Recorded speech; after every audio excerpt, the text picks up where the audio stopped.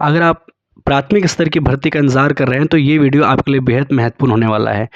नमस्कार, मेरा नाम है रजनीश कुमार और आप देख रहे हैं मेंटो ट्यूटोरियल चैनल। अगर आप इस चैनल पर नए हैं तो पहले इस चैनल को सब्सक्राइब कर लीजिए ताकि सारी अपडेट आप तक पहुंचती रहें।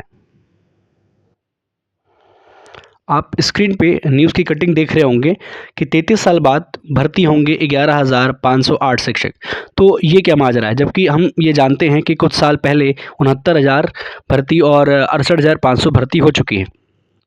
तो मैं आपको इसके लिए बता दूं कि अभी तक जो भर्तियां होती थी, चाहे वो 68,500 हो या 69,000 हो, ये ग्रामीण स्तर की भर्तियां थी। और इसमें सीधे जो ग्रामीण क्षेत्र के जो स्कूल थे उनकी वैकेंसी को भरा जाता था।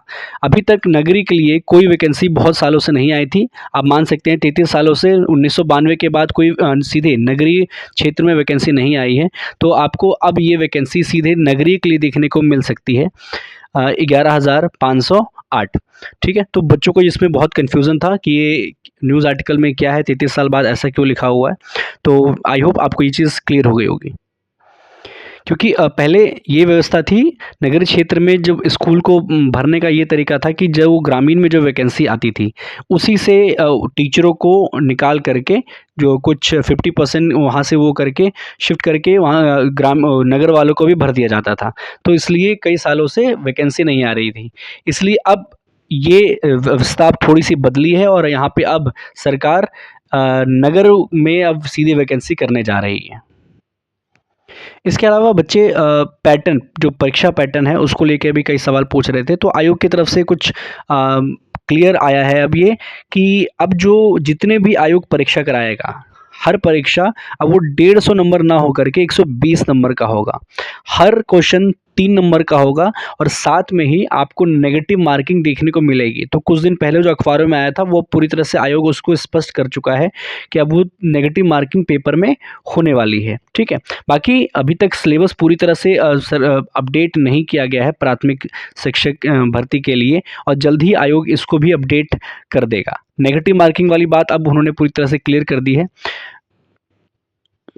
दूसरी जो बात थी एकेडमिक को लेकर के कि एकेडमिक हटेगा या नहीं हटेगा, तो इस पे अभी कोई भी पूरी तरह से आयोग ने स्पष्ट बात नहीं कही है, इसलिए पूरी तरह से कहना भी सही नहीं होगा। लेकिन अभी तक आयोग ने दो ही बात स्पष्ट की, एक तो नेगेटिव मार्किंग को लेकर के और जो पैटर्न जो चेंज हो रहा है पेपर का उसको लेकर के।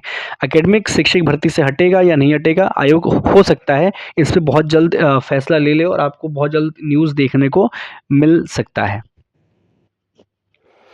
तो आइए जो पेपर की कटिंग है इसको भी थोड़ा देख लेते हैं। बेसिक शिक्षा परिषद के नगर क्षेत्र के विद्यालयों में 33 साल बाद 11,508 पदों पर शिक्षकों की भर्ती की जाएगी। इसके लिए बेसिक शिक्षा परिषद सचिव सुरेंद्र कुमार तिवारी की ओर से उत्तर प्रदेश शिक्षा सेवा चयन आयोग के पोर्टल पर रिक्तियों का विवरण बुधवार को अपलोड कर दिया गया। अब रिक्त पदों का परीक्षण करने के बाद आयोग भर्ती विज्ञापन जारी कर आवेदन लेगा। आयोग ने शिक्षक भर्ती की चयन प्रक्रिया में बदलाव किया है, जिसके तहत 120 प्रश्नों की लिखित परीक्षा कराई जाएगी। प्रत्येक प्रश्न 3 अंक के होंगे। गलत उत्तर अंकित करने पर 1 अंक काटे जाएंगे। पाठ्यक्रम जल्द जारी किया जाएगा। रिक्त पदों की ऑफलाइन सूचना आयोग को पहले भेजी गई थी, लेकिन चयन प्रक्रिया शुरू होने के लिए अध्याचन ऑनलाइन भेजने की व्यवस्था है। हालांकि अभी केवल नगर क्षेत्र का ही अध्याचन आयोग को भेजा गया है।